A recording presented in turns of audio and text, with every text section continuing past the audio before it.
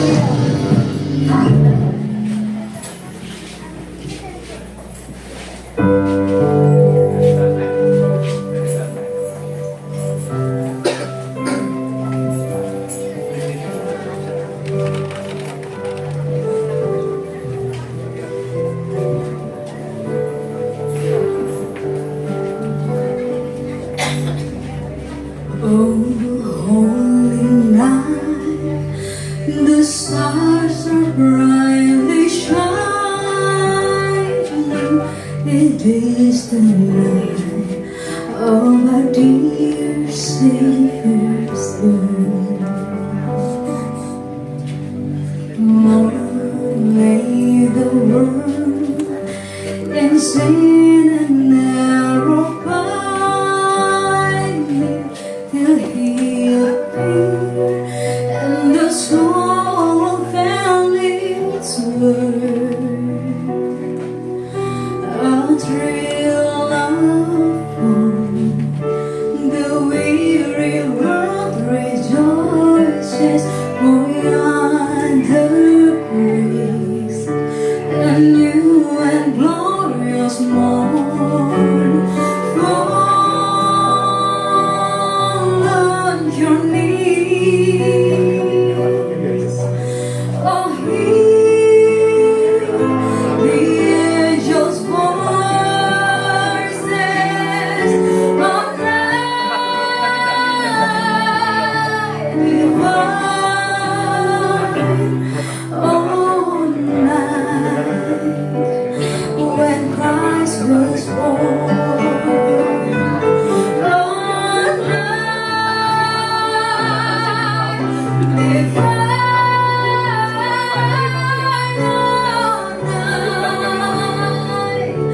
Oh, night divine.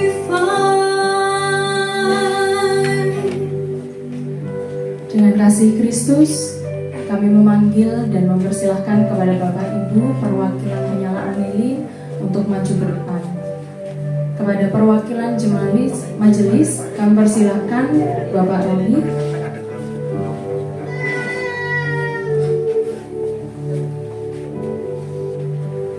Kepada perwakilan ketua satelit, kami persilahkan Bapak Henry.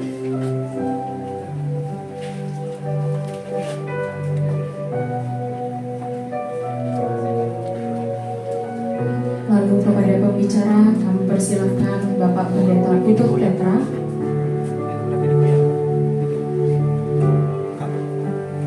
Selanjutnya kepada perwakilan BPH kami persilahkan Bapak Heri.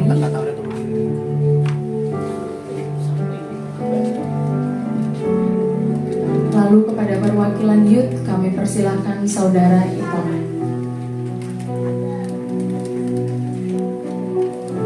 Kepada perwakilan sekolah minggu kami persilahkan Ibu Endang. Dan yang terakhir kepada perwakilan jemaat kami persilahkan Bapak Edi.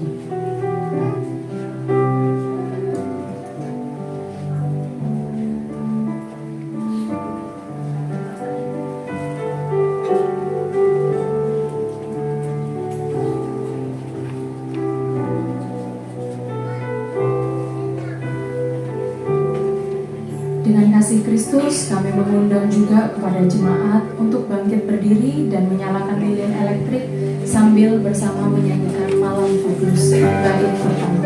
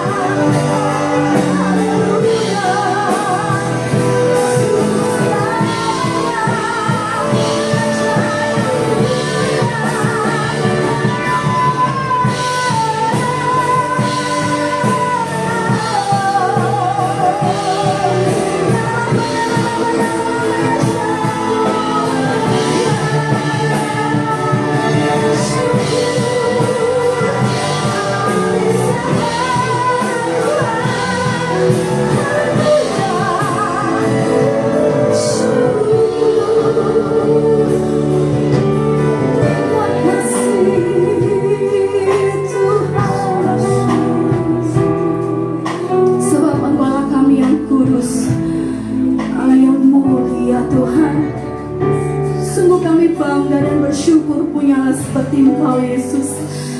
Sebab hanya nama-Mu lah Tuhan, tidak ada tandingannya Tuhan. Yesus, hanya Engkau yang kami sembah, hanya Engkau yang kami puji. Terima kasih Tuhan. Mari nyatakan sembah dan puji dengan iman. Nyatakan hanya Dia yang layak kita sembah. Amin Tuhan. Terima kasih Tuhan.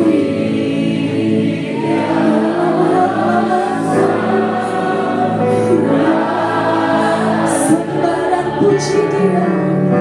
Sembah dan puji Dia.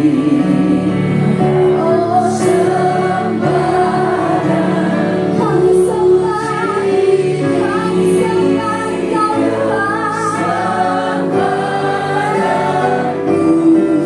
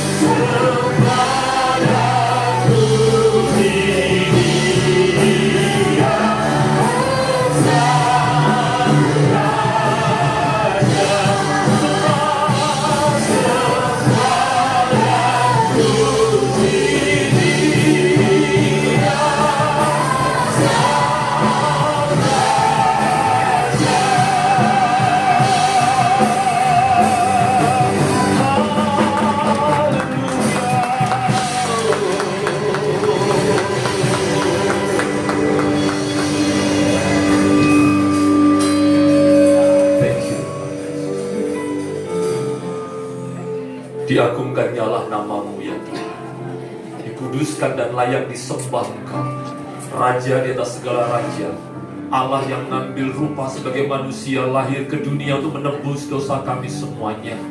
Tidak menjadi hari yang biasa kelahiran-Mu ya Tuhan, bukan saja karena diperingati oleh seluruh makhluk yang hanya ada dua. Kalau nggak mangat, mencucu. Nah begitu. Akhirnya foto-foto itu dikirim ke saya. Ya saya lihat astaga. Kok mengagetkan itu. Saya sudah berdandan, sudah berusaha pakai eyelash dan enggak lah, enggak juga itu. Tapi kenapa hasilnya mencucu dan mangat? Makanya kalau ada kamera mengarah kepada saya pose dulu supaya kelihatan ganteng. Haleluya. Gitu. Terus nggak ada yang ngarep. Senang sekali bisa berjumpa dengan Bapak Ibu semuanya, dan puji Tuhan kita semuanya diberi kasih karunia Tuhan. Sebuah kehormatan untuk bisa melayani Tuhan dan berjumpa dengan kita semuanya, terutama juga Bapak-bapak majelis, seluruh tamu undangan, dan para pelayan-pelayan Tuhan dan hamba-hamba Tuhan. Sekali lagi kita sama-sama berikan kemuliaan yang meriah buat Tuhan dan menyambut kedatangan firman Tuhan hari ini. Puji Tuhan, puji Tuhan. Saya diberi tema It's Christmas. Ini Natal. Ayatnya ada di Matius pasal 1, ayat yang ke-21 sampai dengan 23. Saya telah menyiapkan slide-nya supaya bisa setidaknya membantu kita untuk lebih bisa mengikuti firman Tuhan. Nah, saya akan mengajak saudara untuk membaca nats firman Tuhan hari ini, yaitu di Matius 1 ayat 22 sampai 23, Galatia pasalnya ke-4 ayat yang ke-4 sampai yang ke-5. Tapi khusus yang di Matius 1, saya baca dari pasal 1 ayat yang ke-21-nya ya, supaya kita mengerti rangkaian kalimatnya. Saya sudah sediakan ini, semoga bisa terlihat dengan jelas. Puji Tuhan. Mari sama-sama kita akan membaca. Saya akan membaca dengan lebih keras. Saudara boleh membaca dalam hati. Pastikan kalau saudara bawa Alkitab pun, saudara boleh lihat di sana dan boleh turut membacanya. Jangan sampai Anda bawa Alkitab, Anda bawa handphone yang dibuka malah Shopee, haleluya. Jangan. Nggak usah ngecek apakah pesanan yang saudara order di tanggal 12 kemarin sudah nyampe apa belum. Bahkan jika ada notifikasi yang bunyinya pesanan Anda sudah diterima oleh tetangga, nggak usah dilihat gitu. Tidak apa-apa, biarin kita tetangga. Amin. Oh, puji Tuhan ada yang amin. Saya jadi kepingin bertetangga loh ya. Kami tinggal di perumahan yang nama perumahannya sama Bapak Ibu. Jadi ada Pondok Wagi Indah 1 dan Pondok Wagi Indah 2 di Sidoarjo. Pondok Wagi Indah 1, Pondok Wagi Indah 2. Nah, saudara tahu, seringkali kami tinggal yang di Pondok Wagi Indah 2. Kenapa? Karena rumah yang di Citraland kuncinya masih ketelisut Bapak Ibu. Gitu. Seringkali ada jemaat-jemaat yang ngirim kami sesuatu, yaitu hampers Natal dan yang lain-lainnya. Nah, ini juga sekaligus mengingatkan apabila Bapak Ibu mau ini, saya kasih alamatnya juga ya. Nah, seringkali mereka sering tanya, Pastor, sorry mau tanya, kiriman kami sudah diterima. Loh, kiriman apa? Saya tanya pada pembantu-pembantu saya, kami hanya punya 14 pembantu, saya tanya, ada yang terima kiriman kan? Gak ada tuh Pak, gak ada. Gak ada pembantu kami itu, semua kami kerjakan sendiri berdua, puji Tuhan. Bukan karena Meyujian, saudara, bukan, itu bukan. Ya karena kami ingin mandiri, haleluya.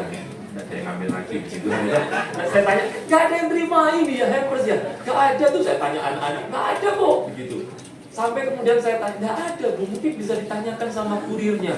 Loh, katanya sudah. Waktu di tracking lagi, ternyata nyampenya di Pondok Wagi Indah yang 1, yang nomornya sama, blok J nomor 7. Nah, ini sudah lengkap kan Bapak Ibu ya? Jadi tidak perlu tanya lagi ke saya ya kalau mau dikirim. Ternyata dikirimnya ke sana dan beberapa bisa nyantol ke sana. Sayangnya beliaunya juga nggak kembalikan ke saya. Ya, nggak apa-apa, mungkin itu berkat salah satu yang tadi ya diterima oleh tetangga pun diaminkan, haleluya. Pasti karena bukan pesanannya sendiri tapi pesanan istri, puji Tuhan ya. Kalau pesanan sendiri dicariin Bapak Ibu. Saya bacakan di Matius 1 ayat 21 sampai 23. Ia akan melahirkan anak laki-laki dan kau akan menamakan dia Yesus, karena dialah yang akan menyelamatkan umatnya dari dosa mereka. Hal itu terjadi supaya genaplah yang difirmankan Tuhan oleh Nabi. Sesungguhnya anak darah itu akan mengandung dan melahirkan seorang anak laki-laki, dan mereka akan menamakan dia siapa? Immanuel, yang berarti Allah menyertai kita. Dalam tulisan Matius ini maksud saya ya, itu diberi arti ya, yang berarti. Kenapa begitu? Karena Immanuel itu sebetulnya kata Ibrani yang mana orang Yahudi mayoritas waktu itu di zaman itu sudah tidak lagi mengerti, sehingga perlu diterjemahkan, diberi terjemahan. Padahal kalau kita lihat dalam Yesaya sendiri, Immanuelnya tidak perlu lagi diberi terjemahan. Tapi khusus ketika Matius menuliskan, kan dituliskannya untuk orang Yahudi. Orang Yahudi waktu itu tidak lagi banyak belajar soal bahasa Ibrani, akibatnya perlu diberi penerjemahan yang berarti Allah menyertai kita. Sekarang kita lihat dalam nats kedua yang juga diberikan kepada saya untuk kita sama-sama pelajari hari ini, di Galatia pasalnya yang keempat, ayatnya yang keempat sampai dengan yang kelima. Karena ayat natsnya banyak, jadi nanti khotbahnya 1,5 jam. Haleluya. Oh, puji Tuhan, saudara itu jarang-jarang loh ada jemaat yang mengaminkan khotbah panjang gitu. Kebanyakan jemaat itu suka khotbahnya yang cepat, gitu kan, gitu. Cepetan Pak, setelah ini nanti door prize, gitu. Tadi diberitahu sama Pak Gembala, katanya di bawah kursi Bapak Ibu itu sudah disediakan nomor-nomor. Jadi bisa cek ya, kalau misalnya saudara nggak ada ya. Kalau saudara beruntung mungkin nanti bisa pulang bawa drumnya. Haleluya, gitu. Sama drummernya juga nggak apa-apa, juga sekalian barangkali tadi menantu, haleluya. Galatia pasal 4 ayat 4 sampai yang kelima, ini kan bunyi firman Tuhan. Tetapi setelah genap waktunya, maka Allah mengutus anaknya yang lahir dari seorang perempuan dan takluk kepada hukum Taurat. Ia diutus untuk menebus mereka yang takluk kepada hukum Taurat, supaya kita diterima menjadi anak. Puji Tuhan. Khotbah ini akan berkaitan dengan dua nats yang tadi kita baca, yaitu Matius 1 ayat 21-23, Galatia pasal 4 ayat 4 sampai yang kelima. Saudara, yang pertama, kalau kita baca kembali di Galatia pasal 4 ayat 4 sampai 5, di ayat 4-nya dibuka dengan frase ini, tetapi setelah genap waktunya. Menarik sekali ya. Paulus yang menuliskan Galatia ini bahkan tidak memberi alasan. Kenapa kemudian dikatakan bahwa waktu itu ketika Yesus dilahirkan adalah waktu yang tepat, waktu yang telah genap. Kenapa? Tidak disebutkan. Hanya disebutkan saja, tetapi setelah genap waktunya. Kita tidak pernah tahu alasan kenapa Yesus lahir di waktu itu dan bukan di 4.000 tahun sebelumnya misalnya. Bayangkan jika tepat setelah Adam jatuh dalam dosa, kemudian Yesusnya langsung dilahirkan. Misalnya, kalau Yesusnya lahir di tahun itu, di waktu itu, maka mungkin ada lebih banyak orang yang bisa percaya, dan akibatnya lebih banyak orang yang tidak masuk neraka karena ketidakpercayaan. Anggap yang saya. Tapi we never know. Alkitab bahkan tidak pernah memberi alasan kenapa Yesusnya lahir bahkan 4.000 tahun pasca Adam diciptakan. Kenapa begitu? Tidak pernah tahu. Beberapa teolog mengemukakan alasan-alasannya, tapi saya suka bahwa pada akhirnya seluruh teolog-teolog itu menyerahkan semua alasannya pada kedaulatan Allah. Misalnya begini, misalnya ya, seorang yang bernama John Calvin pernah mengatakan demikian.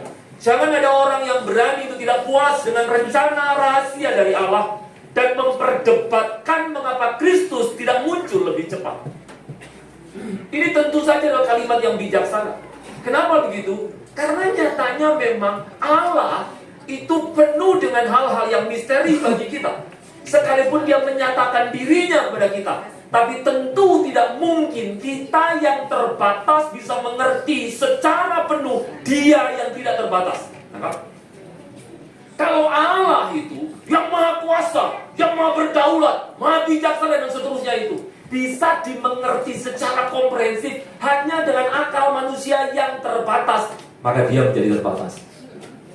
Nah, saya justru kita bersyukur ada hal-hal yang memang misterius dalam diri Allah bagi kita. Sebab itu menunjukkan ketidakterbatasan dia, bahkan di dalam rencana dan rancangan. Uniknya memang manusia tidak pernah didesain untuk mengerti semua hal. Saya ulang sekali lagi, manusia itu tidak pernah didesain untuk tahu semua hal. Ada yang tahu bahwa kira-kira nanti 10 hari lagi apa yang akan terjadi? Nggak ada yang tahu. Jangankan mau 10 hari lagi, even beberapa menit ke depan kita tidak pernah tahu. Saya bahkan tidak pernah tahu apakah selesai khotbah ini saya bisa sampai duduk kembali bersama dengan istri saya. Bisa saja saya turun hanya dengan 2 anak tangga ini, kaki kanan saya nggak kompak dengan kaki kiri, sehingga saling menjegal satu dengan yang lain. Akibatnya saya jatuh bodoh gitu. Bisa nggak? Nggak usah bentar-bentar juga. Enggak bercanda. Lu kan tanya ya dijawab. Tentu saja bisa. Ada kemungkinan-kemungkinan. Nah kamu saya. Dan kita nggak pernah tahu. Kalau seandainya manusia tahu hari naasnya, ya dia nggak perlu jalanin itu kan. Makanya ada orang bilang hari siang nggak ada di kalender. Betul ya? Maksudnya apa? We never know. Tapi kita bersyukur ya, memang kita tidak didesain untuk tahu semuanya. Tapi paling tidak kita didesain untuk tahu satu hal. Kita punya Allah yang maha bijaksana, sehingga apa yang dirancangkannya memang terjadi tepat pada waktunya. Jadi dengan baik yang bertepuk tangan misalnya, yang sedang cari menantu untuk anaknya, gak usah anaknya dikasih. Kamu tidak apa sih, Ben? Masuk boleh satu anak, gak iso. Tidak usah begitu. Anak pulang kuliah selalu apa? Dapat apa belum? Belum nih. Apa sih ini? Selalu dimarahin. Nanti begitu dapat pacar ditagih terus. Kok mau ya dibari-bari bilang gak kawin-kawin tenang. Begitu. Itu. Nanti sudah menikah, anaknya dikejar-kejar lagi apa?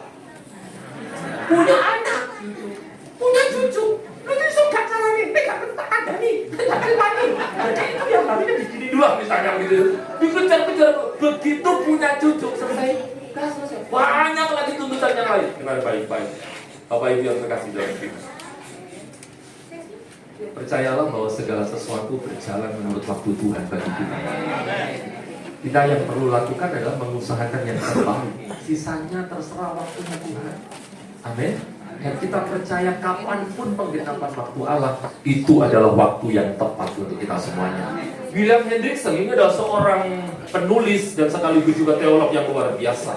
Dia mengemukakan beberapa alasan, walaupun alasan-alasan ini sebetulnya lebih kepada lebih kepada analisa logis saja. Kenapa kok Yesus lahir di waktu itu? Dan kenapa itu dikatakan waktu yang tepat? Misalnya, yang pertama, karena pada saat Yesus dilahirkan itu penyebaran bahasa Yunani ke seluruh dunia sudah begitu masif.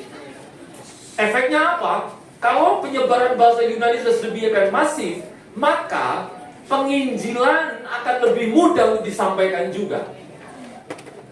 Yang kedua, adanya sinagog-sinagog atau rumah ibadah orang Yahudi di banyak tempat yang memungkinkan lagi-lagi para misionaris Kristen kemudian memberitakan Injil kepada orang-orang Yahudi dan bahkan orang-orang non-Yahudi. Itu alasan kedua, kata William Hendrickson. Yang ketiga, dia mengatakan adanya jalanan yang telah dibuat oleh Kekaisaran Romawi. Jadi jangan bayangkan, dulu itu sudah ada jalan-jalan yang bisa dipakai. Mereka kadang-kadang harus menempuh jalanan yang sangat sulit. Tapi pasca Kekaisaran Romawi itu berkuasa, mereka bangun jalan-jalan sehingga itu memudahkan, memungkinkan untuk pemberitaan Injil lebih bisa diberitakan. Lalu yang keempat, adanya damai dan keamanan. Tidak ada perang dalam wilayah Kekaisaran Romawi waktu itu.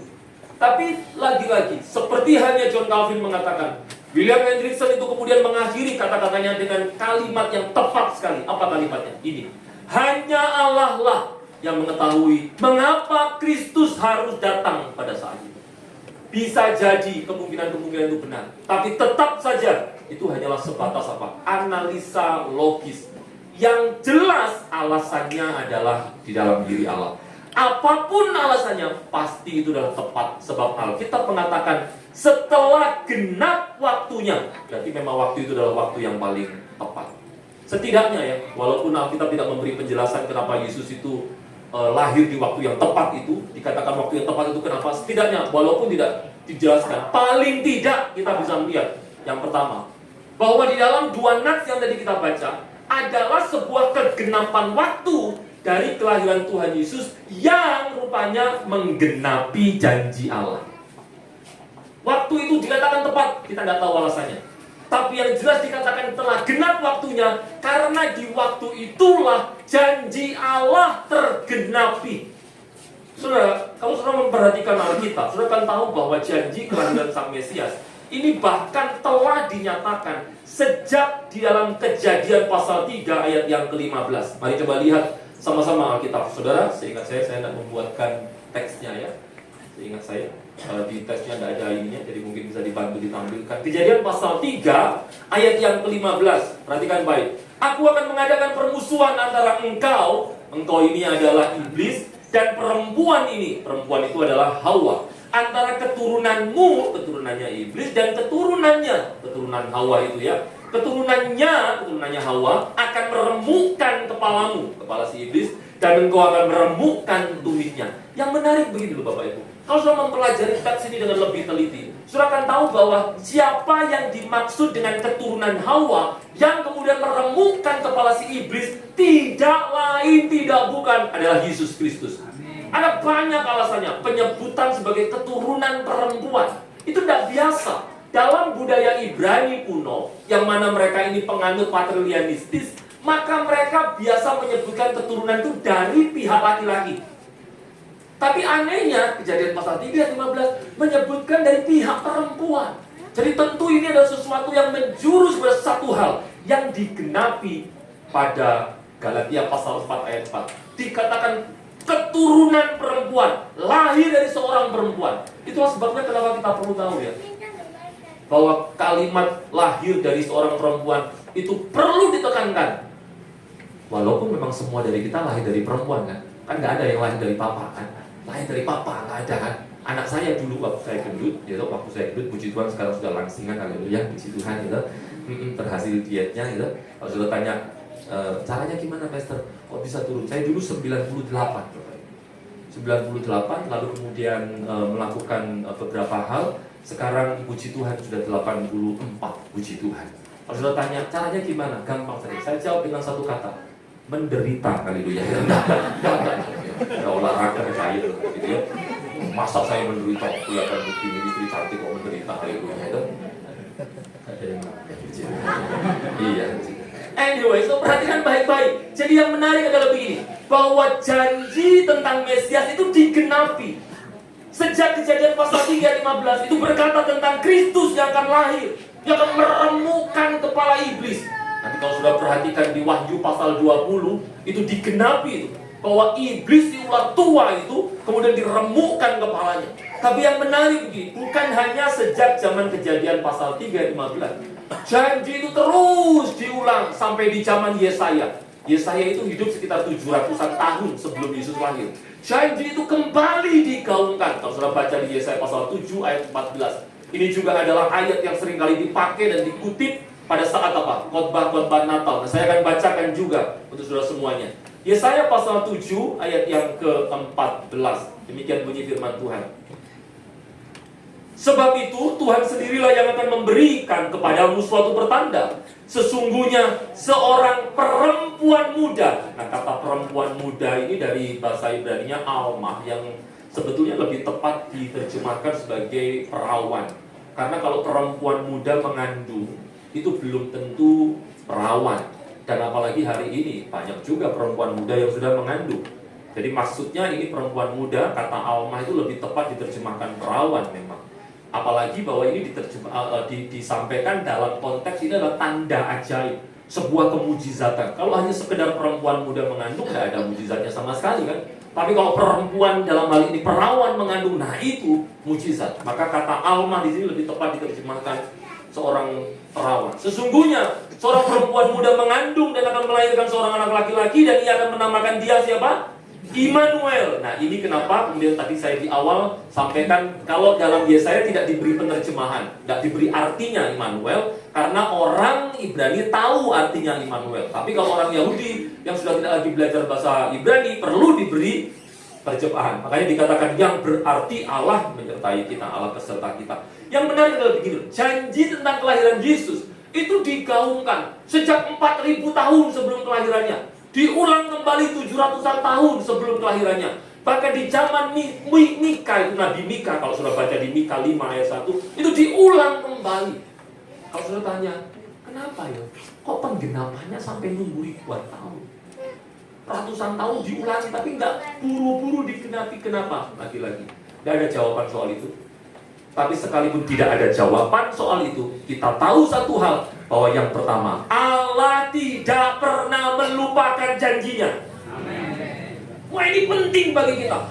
Kalau ada di dalam Alkitab yang setebal ini, satu saja janji Allah yang tidak tergenapkan, maka seluruh janjinya dianggap gagal karena satu lupa akan penggenapan. Cukup untuk menyatakan bahwa dia bukan Allah yang sejati.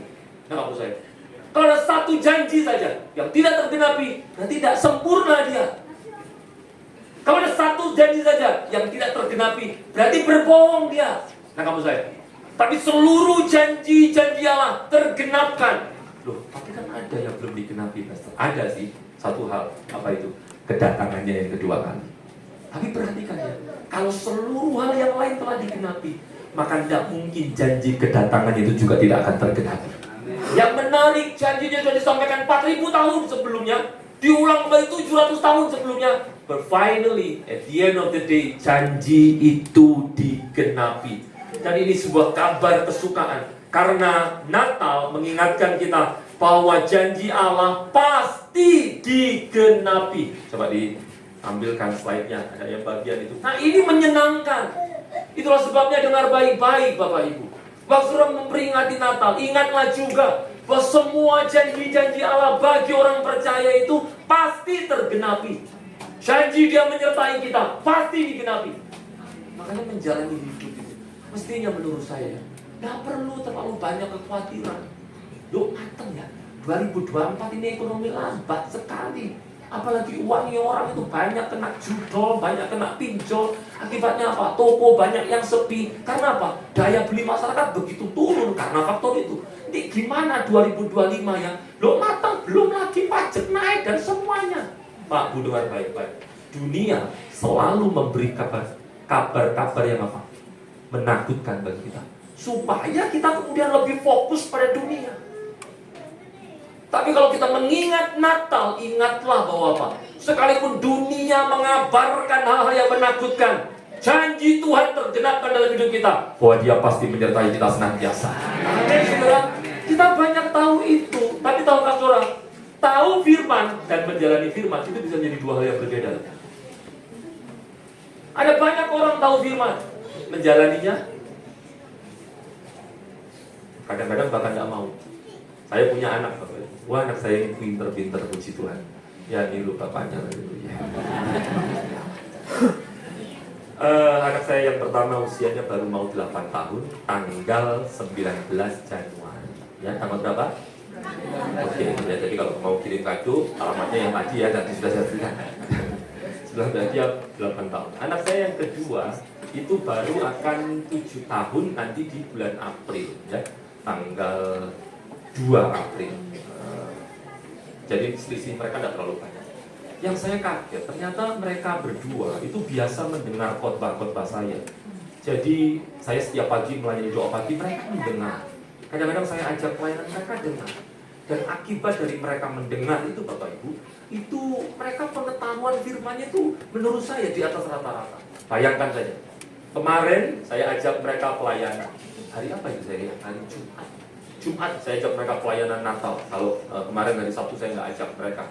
Hari Jumat saya ajak mereka pelayanan di sepanjang jalan. Mereka itu ngobrol berdua itu di belakang.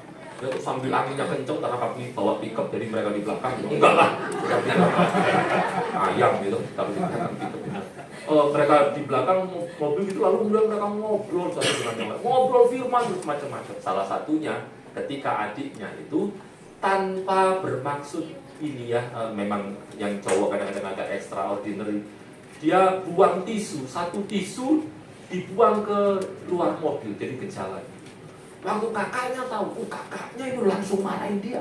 Dek, apa sih? Kamu itu kok buang sampah sembarangan? Kamu ngotori dunia nih. Kamu udah kasihan sama Tuhan, Pak. Dunia itu diciptakan oleh Tuhan dengan susah payah untuk kita nikmati. Kok kamu malah kotori? Apa sih kamu itu, Dek? Adiknya santai jawabnya. Ya enggak lah, Kak. Masa Tuhan menciptakan dengan susah payah? Oh, Dia lo cuma berfirman lalu jadi.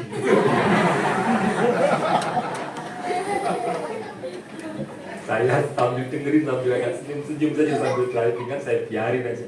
Kakaknya nggak mau kalah, pikir dia lebih tua, biasanya lebih pinter. Kakaknya jawab, loh, kalau Tuhan nggak lelah, kalau Tuhan nggak capek, kok di hari ke-7 dia perlu istirahat? Ayo, kenapa ayo? Berarti dia yang capek lah, makanya di hari ke-7 dia istirahat. Adiknya jawab lagi, ya mungkin bukan karena capek, Kak, mungkin karena dia serak, soalnya berfirman.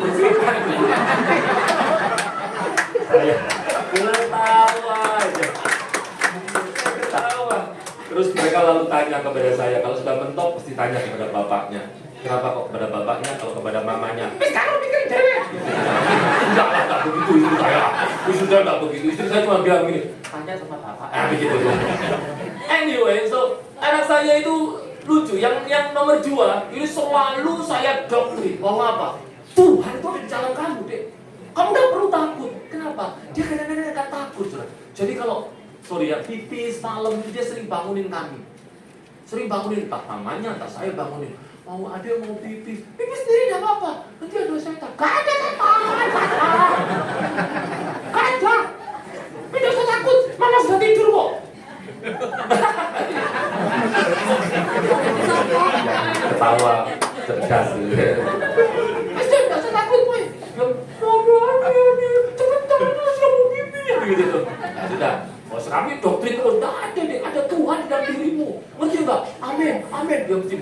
Kalau doa mesti begitu.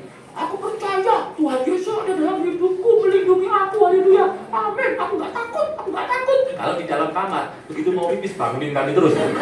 Saya merenungkan memang, mengerti firman dan melakukan firman itu bisa jadi dua hal yang berbeda loh.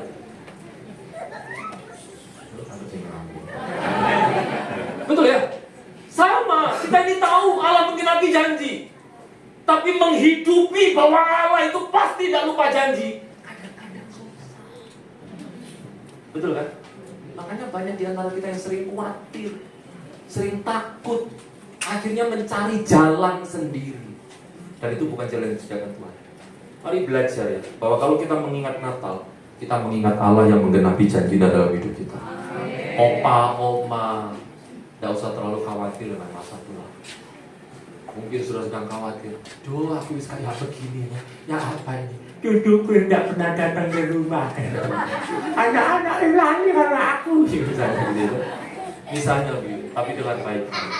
Opa, oma dengan baik. Ada janji firman Tuhan yang mengatakan bahwa sampai memutih rambut di kepala kita, Dia tetaplah Allah yang menggendong kita semua. Jangan semir rambut. Malaikat sudah lihat, oh Tuhan ini yang sudah memutih rambut di kepalanya, waktunya digendong, ditopang oleh Tuhan. Besok Tuhan mau apa? Loh, abang. Enggak begitu juga. Ayat itu sudah mengatakan bahwa Allah itu pasti terus-menerus menopang kita. Tidak usah khawatir. Amin. Nah, begitu. Hidup jangan khawatir karena apa? Allah pasti menggenapi janjinya bagi kita semuanya. Nah, yang kedua, lupa katanya sebentar Bapak. Dari tadi cuma yang kedua ya. Biasanya yang kedua, yang ketiga lebih cepat. Haleluya. Apa yang terjadi pada amin? Apa yang terjadi pada Natal, Bapak Ibu? Yang pertama perhatikan, yang terjadi pada Natal adalah Allah mengutus anaknya. Di Galatia pasal 4 ayat 4 tadi mengatakan begitu. Allah itu mengutus anaknya. Saya bacakan sedikit ya.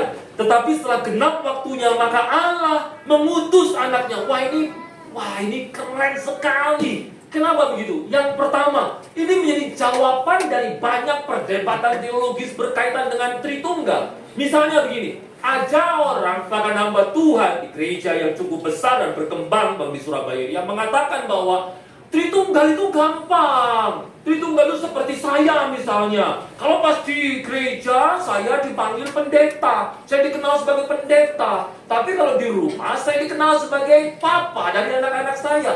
Waktu saya ke kantor, karena pendetanya ini masih ngantor misalnya, saya dikenal sebagai apa? Owner dari perusahaan misalnya.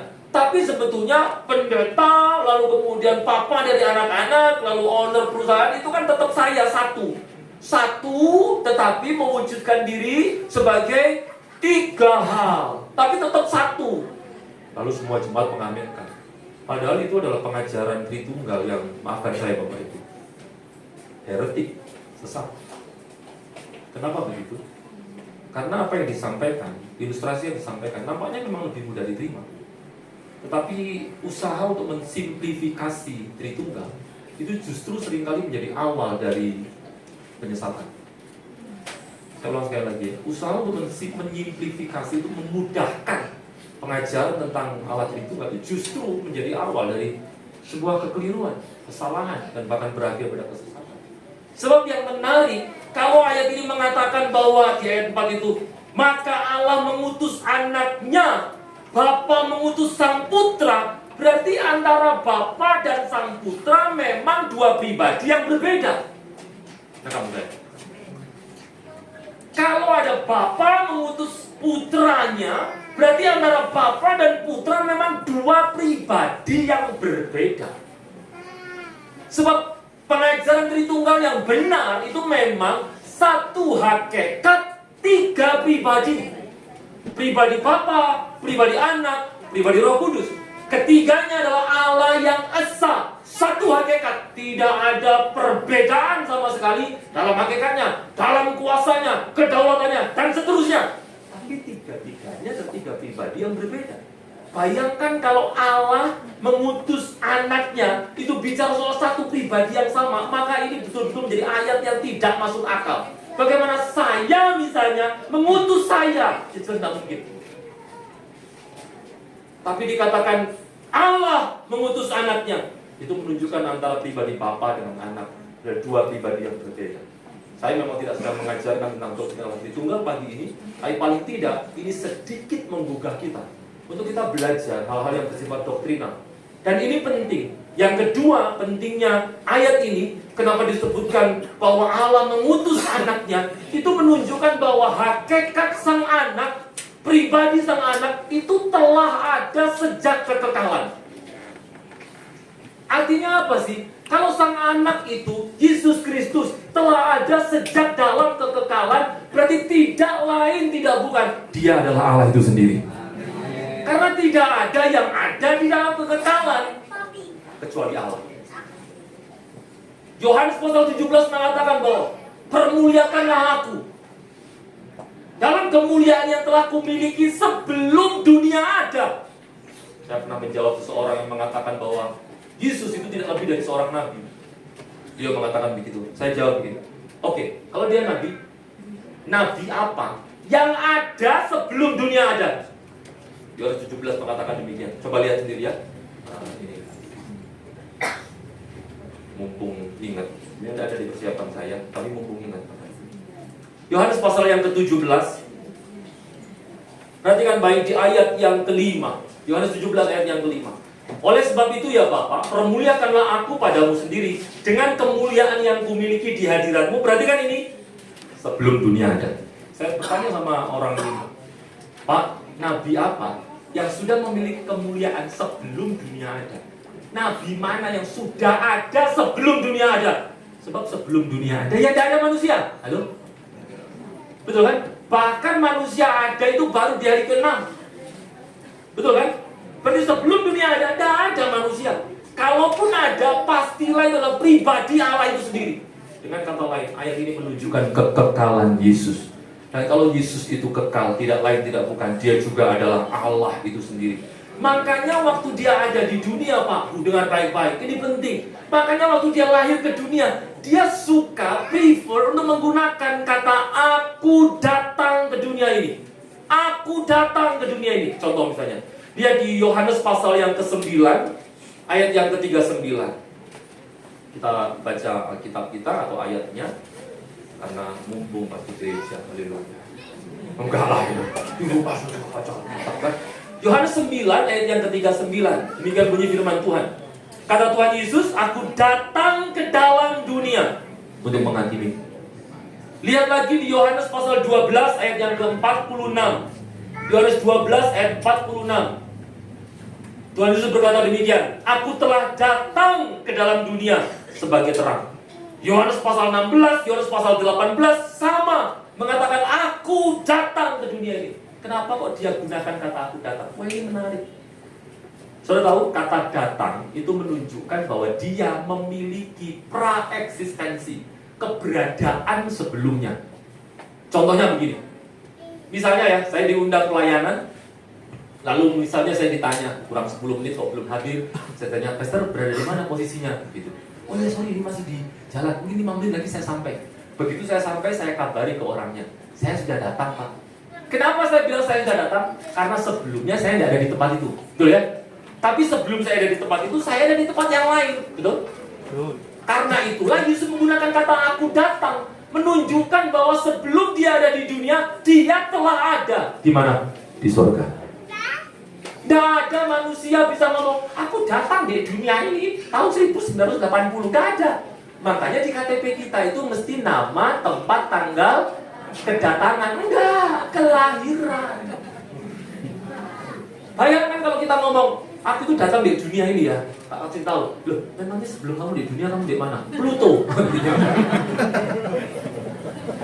Tapi Yesus menggunakan kata aku datang, menunjukkan apa? Dia punya praeksistensi.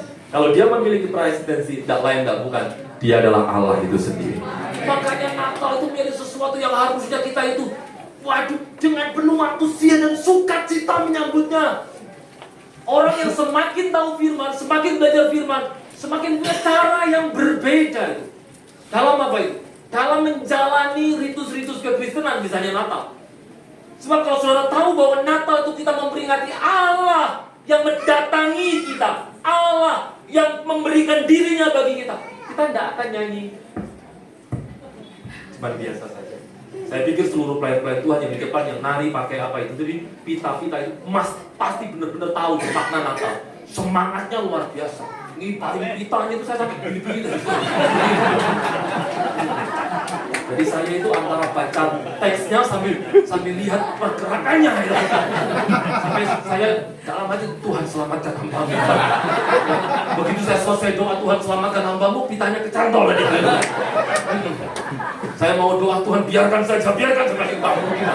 Makasih ya sudah latihan. Tapi semangatnya luar biasa, menunjukkan bahwa pasti dia tahu melayani raja dan segala raja yang rela datang ke dunia.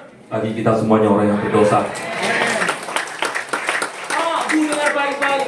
Manusia waktu datang kepada Allah menggunakan apa? Kekudusannya? Kita ini tidak kudus 100%. Dia kudusnya 100%. Mana mungkin kita bisa sampai mendekati dia? Kita mau datang pada Allah dengan apa? Kebaikan kita. Kebaikan kita tidak sempurna. Suatu kebaikan yang sempurna berarti harus baik kepada seadanya orang. Nangkap ya? Duh kok seadanya orang. Taruh bujurnya takut. Sampai cepat marah. Kalau suami sudah di mobil nungguin istri dandan. Padahal istri itu sebelum dandan nyiapin anak-anak, dandanin anak-anak. Giliran istri dandan dipaksa dari luar. Ayo lah cepetan Pak. Jam 10 lu acara nih Pak. Itu warga sampai sweat gitu. Satu kali saya ini orang yang belajar dari pengalaman Bapak Ibu ya. Satu kali saya mau pelayanan gereja, ngajak istri saya. Lalu dia setelah menyiapkan anak-anak saya, lalu dia menyiapkan diri dia sendiri untuk jadi dandan. Terus saya sambil ngantuk. Kata Cik Suwe di dandan gitu. Waktunya sudah mepet. Saya bilang, sayang, Cik Suwe lah sayang. Ayo cepetan, nanti telat nanti ibadahnya. Sudah tahu istri saya langsung gini.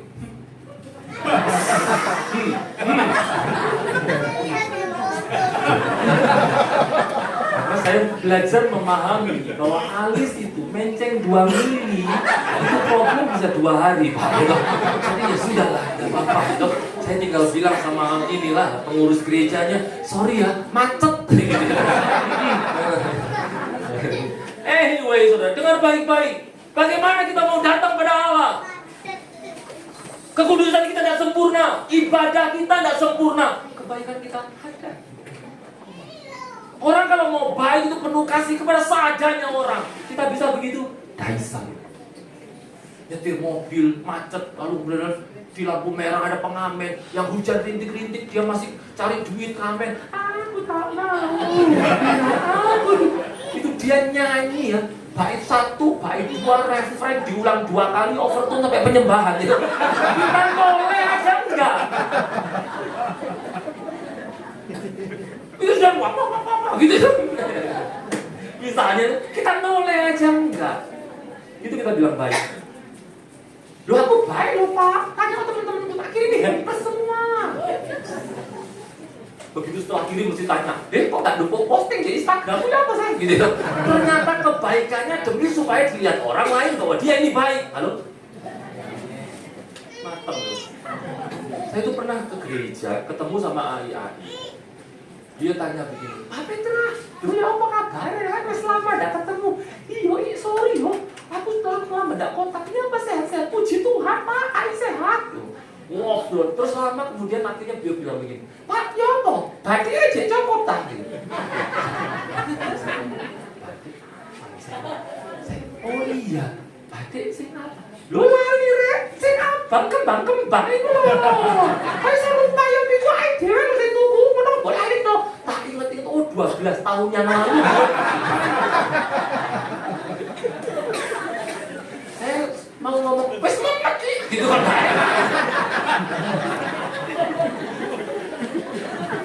Kadang kita itu baik, tapi tidak kebaikan yang sejati. Saya tahu orang yang baik yang sejati, dia bahkan tidak mengingat kebaikan. Amin. Kalau orang yang tidak seberapa baik, waktu dia melakukan sedikit kebaikan, diingat terus. Bahkan kalau orang yang menerima kebaikannya sudah lupa, diingat no. Belum kali open sih nak karena serundeng itu ayo lah. Ini anakku gitu. Pak, Bu dengar baik-baik. Bagaimana kita datang kepada Allah? Dalam ketidaksempurnaan kita, tidak ada satu orang pun bisa sampai kepada Tuhan. Tapi bersyukurlah, dan ini adalah core kekristenan. Bukan manusia yang bangun stairway to heaven untuk sentuh Allah, untuk berelasi dengan Allah. Allah yang rela datang ke dunia untuk berelasi dengan kita semuanya. Dengan kemuliaan yang dia buat. Itulah sebabnya Allah mengutus anaknya. Dan yang terakhir Bapak Ibu, dikatakan dia lahir dari seorang perempuan. Ini penting, walaupun memang semua orang dilahirkan dari perempuan, tapi lagi-lagi ini adalah penggenapan dari Kejadian pasal 3 ayat 15. Dan dibandingkan dengan kita semuanya, dia lahir ini sepenuhnya dari apa? Dari benih perempuan. Tidak ada benih laki-laki. Ini penting untuk menunjukkan kekudusannya. Walaupun kemudian tidak perlu terlalu dipahami begitu mendalam. Contoh misalnya, ada yang mengatakan begini, oh pantesan Maria itu ya disebut sebagai perawan yang suci, kudus, tidak bercela, tidak bercacat, tidak berdosa. Wah, ini terlalu berlebihan menurut saya. Kenapa begitu? Logikanya seringkali mereka mengatakan begini, Maria itu memang harus pribadi yang kudus, suci, tidak berdosa, demi melahirkan Yesus yang tidak berdosa. Nangkap ya? Supaya Yesusnya tidak berdosanya, Marianya harus tidak berdosa. Makanya Maria itu dianggap sebagai pribadi yang suci, kudus, tidak bercela, tidak berdosa. Tapi benarkah begitu? Mari kita gunakan logika saja. Kalau alasannya demi melahirkan Yesus yang tidak berdosa, dibutuhkan Maria yang juga tidak berdosa, berarti untuk melahirkan Maria yang tidak berdosa, dibutuhkan mamanya Maria yang tidak berdosa.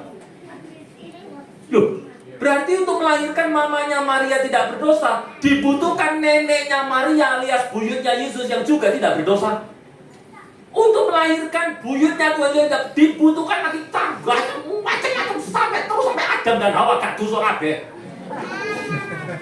Nah, saya sudah masuk akal. Kekudusan Tuhan Yesus bukan karena Marianya tidak berbuat dosa. Yang Alkitab katakan justru semua manusia telah jatuh dalam dosa dan telah kehilangan Allah. Itulah sebabnya penting Bapak Ibu ya, untuk kita tahu bahwa Maria itu memang dipakai Allah menjadi rahim dari Allah, makanya disebut Theotokos itu, bunda Allah. Tujuannya supaya Yesusnya kudus. Tapi lebih daripada itu, kekudusannya bukan karena kekudusan Maria, tapi karena tidak ada benih laki-laki di sana. Makanya perempuan itu selagi tetap bersama-sama atau tidak bersama-sama dengan laki-laki, biasanya tetap baik. Dengan kata lain, biasanya sih berusaha tidak ngomong begitu, wah itu cuma itu saudara salah dengar tadi. Anyway, saudara, yang terakhir dikatakan bahwa Yesus itu takluk kepada hukum Taurat. Memang ya, di ayat 4 dikatakan gitu, di Galatia pasal 4 tadi. Yesus memang harus takluk di bawah hukum Taurat. Tapi maksudnya takluk itu apa sih? Kalau saudara melihat dalam terjemahan, misalnya Alkitab bahasa Inggris atau dalam terjemahan hurufiahnya, itu dikatakan becoming under law atau menjadi di bawah hukum Taurat. Dan memang Yesus harus menjadi di bawah hukum Taurat. Saudara, kenapa harus begitu? Karena kalau dia tidak di bawah hukum Taurat, dia tidak perlu mentaati hukum Taurat. Kalau dia tidak perlu mentaati hukum Taurat, berarti tidak ada standar ketaatan. Sebab suatu ketaatan diukur dari adanya peraturan yang tidak terlanggar. Nah, kamu saya, kita itu disebut taat berlalu lintas karena kita tidak pernah melanggar apa? Lalu lintas. Makanya disebut Yesus itu sempurna dalam ketaatan karena memang dia menghidupi Taurat secara sempurna. Sebab dia memang harus become under law, harus di bawah hukum. Justru sukacita kita adalah apa? Waktu dia ada di bawah hukum Taurat, dia menjalani itu dengan sempurna. Sehingga melalui kesempurnaannya, kita semuanya juga turut disempurnakan. Jadi Yesus memang tunduk, takluk di bawah hukum Taurat. Tetapi tidak dalam pengertian bahwa dia harus melakukan itu demi keselamatan. Tidak. No. Hari ini kita pun juga harus terus melakukan Taurat. Walaupun Tauratnya memang tidak seperti orang Yahudi. Orang Yahudi memahami Taurat dengan 3 hal, Bapak Ibu. Yang pertama berkaitan dengan civil law. Taurat itu berisi civil law. Civil law itu apa sih? Hukum-hukum sipil. Aturan-aturan yang berlaku pada perundangan di Israel.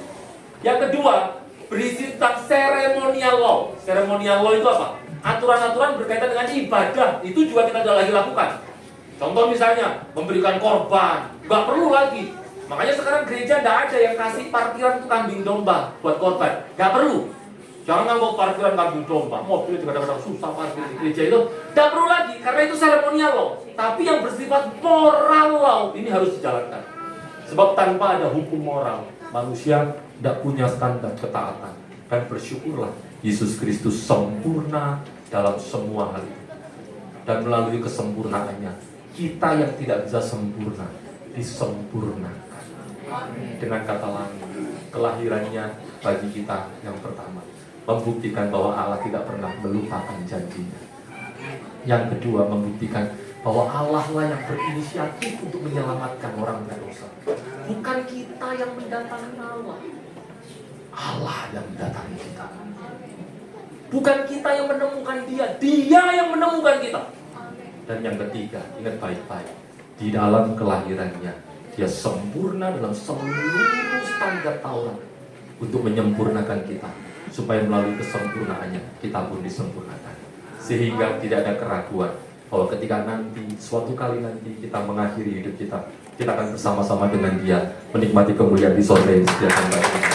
Selamat hari Natal, Tuhan Yesus memberkati kita semua. Tundukkan kepala dan kita akan berdoa. Teman-teman pemusik boleh mengambil tempat para pemuji juga. Tundukkan kepala kita sama-sama. Ya Bapa yang baik, kami bersyukur oleh karena kasih karunia-Mu.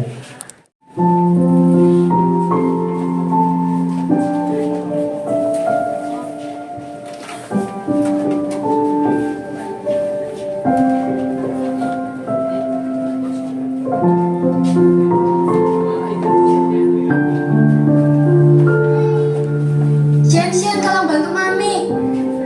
Apa sih Mami ini?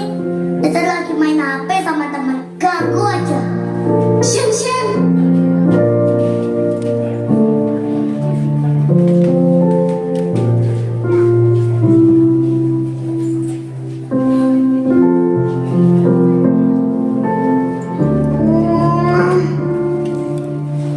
Ini hari Minggu mau ke gereja. Tapi males mending aku pergi ngomong aja, bisa cuci mata.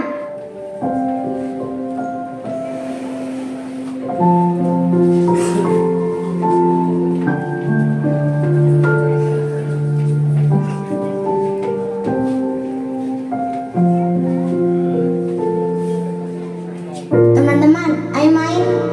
Ayo. Hei, ngapain kamu kesini?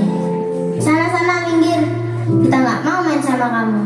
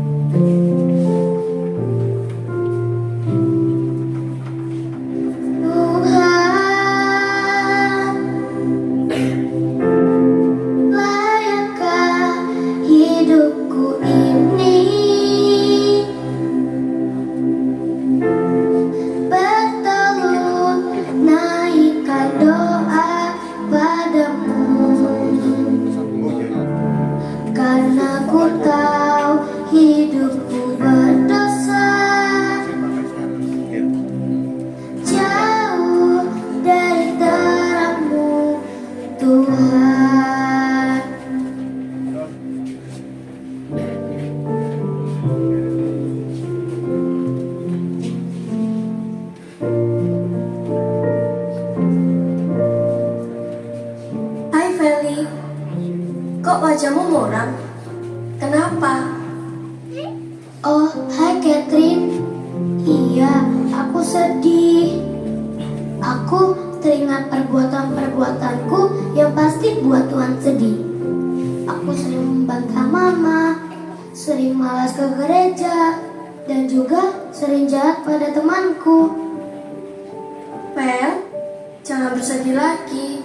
Ingat, Firman Tuhan di Galatia 4 ayat 4-5 mengatakan Allah mengutus anaknya yaitu Tuhan Yesus untuk menebus kita supaya kita diterima jadi anaknya. Asal kita mau buka hati dan menerima Dia, Tuhan Yesus pasti mengampuni kita dan kita layak menjadi anak Allah. Ah, Catherine, terima kasih ya. Kamu sudah mengingatkan aku tentang kasih Allah. Iya, sama-sama. Sekarang, yuk kita ke gereja untuk merayakan Natal.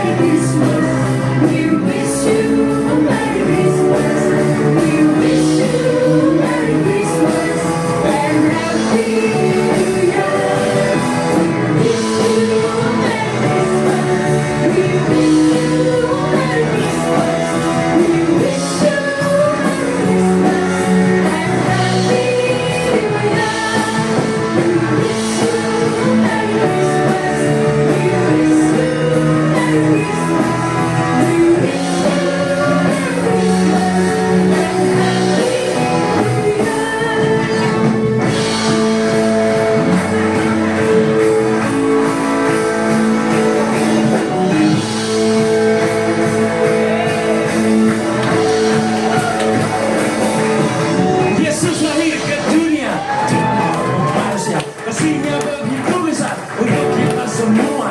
Dia sahabat yang setia, tidak akan pernah tinggalkan kita. Mari kita puji Dia. Surga, Jesus, Jesus, Jesus, Jesus, Jesus, Jesus. Sekali lagi katakan Jesus, Jesus, Jesus, Jesus, Jesus. We wish you a merry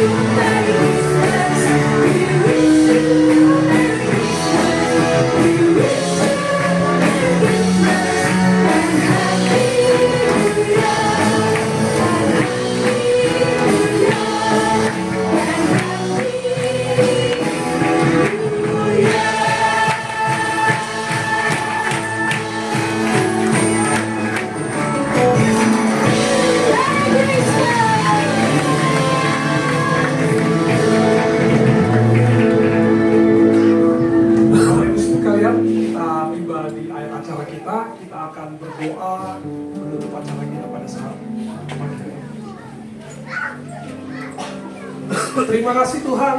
Kami bersyukur untuk kemurahan dan kebaikan Tuhan dalam kehidupan kami, jemaat Tuhan malam ini. Kami bersyukur bahwa hari ini kami boleh merayakan kelahiran Tuhan dalam momentum Natal yang sungguh sangat luar biasa ini. Kami kembali diingatkan tentang kelahiran Tuhan. Bagaimana Tuhan datang menjadi manusia untuk menyelamatkan kami. Bagaimana Tuhan datang menjadi manusia supaya kami mempunyai kehidupan yang kekal Bapa. Engkau yang menyelamatkan, menebus kami, memberikan kami pengharapan bahwa ada pengharapan yang luar biasa dalam kehidupan kami saat ini maupun sampai kepada kekekalan. Terima kasih ya Tuhan, biarlah apa yang kami dapat pada hari ini, biarlah boleh senantiasa kami hidupi ketika kami keluar dari tempat ini ya Tuhan. Dan biarlah semangat Natal ini ya Tuhan akan kami bawa dalam kami menyongsong tahun 2025. Kami bersyukur Tuhan untuk Roh Kudus-Mu yang telah hadir dalam ibadah kami, yang telah berbicara melalui hamba-Mu lewat firman Allah. Meteraikanlah itu dalam hati kami masing-masing ya Bapa. Dan biarlah hidup kami boleh berpadanan, berjalan sesuai dengan kebenaran firman Allah. Terima kasih, berkati setiap pelayan Tuhan yang telah mengambil bagian dalam perayaan Natal ini, dan juga jemaat Tuhan yang hadir pada saat ini untuk bersama-sama merayakan Natal GSD Satellite Maranatha. Kami mengucap syukur untuk kemurahan dan kebaikan-Mu, dan kami akan mengakhiri ibadah kami. Kami akan kembali ke rumah kami masing-masing, dan kami mohon kiranya damai sejahtera Allah itu akan senantiasa menyertai kami dan memberkati setiap kehidupan kami. Terima kasih ya Tuhan. Kami mengucap syukur dalam nama Tuhan Yesus Kristus. Haleluya. Mari Bapak Ibu kita mengangkat tangan kita. Kita percaya dengan hati kita bahwa kita akan pulang menerima berkat dari Tuhan kita. Kita pulang dengan membawa berkat, damai sejahtera dari Allah Bapa kita, cinta kasih dari Tuhan dan Juru Selamat kita Tuhan Yesus Kristus, serta persekutuan pengharapan di dalam Allah Roh Kudus akan senantiasa menyertai setiap kita dalam setiap apapun yang kita lakukan dan kerjakan saat ini sampai Maranatha. Tuhan Yesus Kristus datang untuk kedua kalinya. Mari setiap kita yang percaya kita katakan Amin.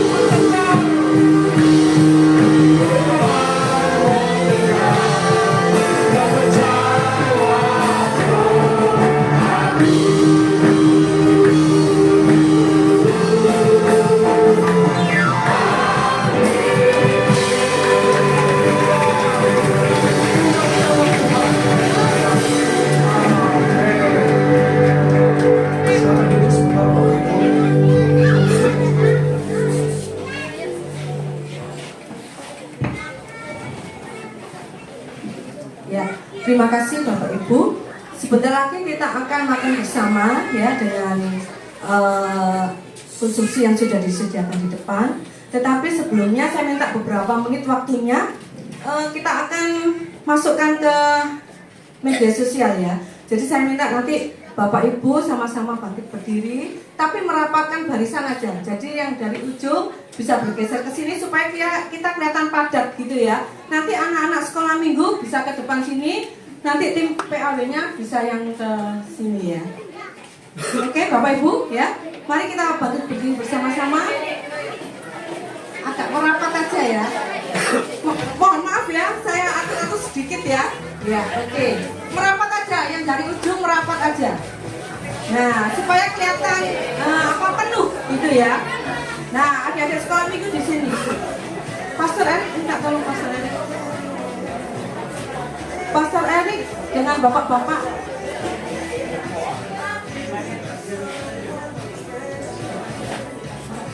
Pastor Erik adik-adik terus aja. Iya adik-adik. Ikuti aja ya, mana yang kosong aja dimasukin ya, supaya kelihatan penuh aja, intinya begitu. Musiknya tolong dimatikan dulu.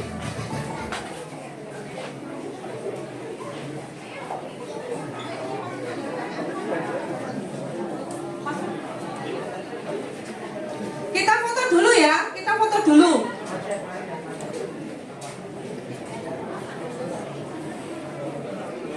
Yang sebelah kiri kurang masuk ya. Yang kelihatan kosong minta tolong diisi ya, supaya kelihatan penuh ya. Nah boleh jongkok di bawah. Selamatkan wajahnya masing-masing ya. Masuk Kak.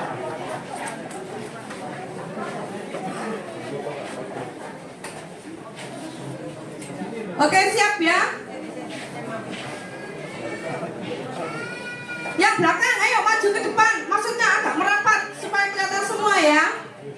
Nah seperti biasanya kita fotonya formal ya, formal.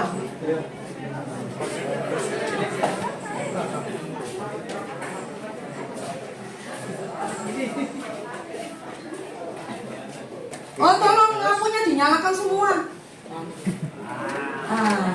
Ya supaya kelihatan gantengnya, glowing wajahnya supaya kelihatan ya.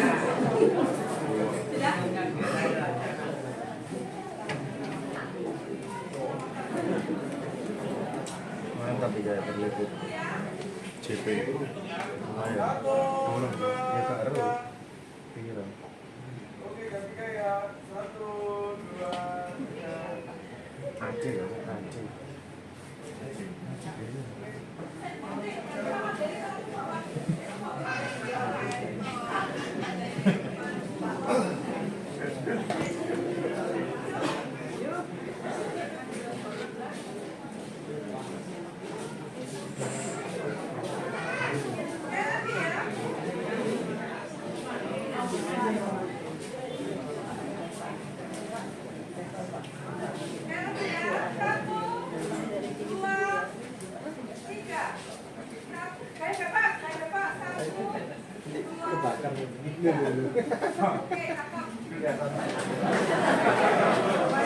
Sekarang video. Posisinya tetap gini ya, gini. Bentar. Nanti Pastor Erik bilang satelit Maranatha mengucapkan. Itu aja 3 kata ya Pastor. Satelit Maranatha mengucapkan. Nanti, nggak usah. Nanti semuanya kita sama-sama jawab. Merry Christmas and Happy New Year. Yes. Amin. Coba ya, coba.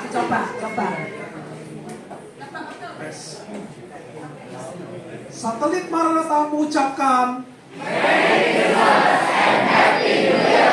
Yes. Amin.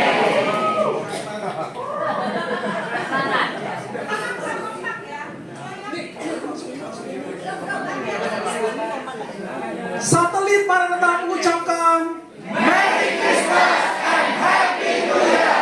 Yes. Amin.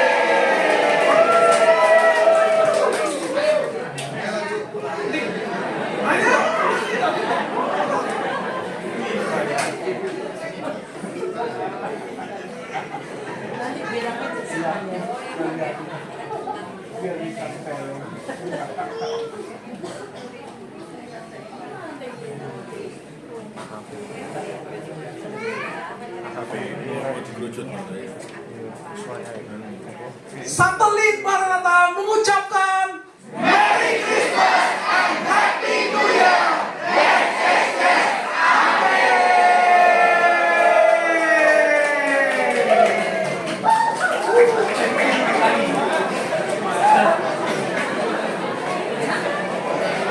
Oh ya. Oke, terima kasih Bapak Ibu.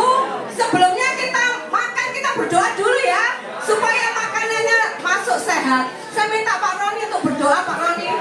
Sabar ya, sabar. Doa dulu ya. Nggak apa-apa, berdiri begini saja. Ayo mari kita berdoa. Bapa kami yang ada di dalam surga, kami sungguh bersyukur Tuhan, kami boleh merayakan Natal di tempat ini.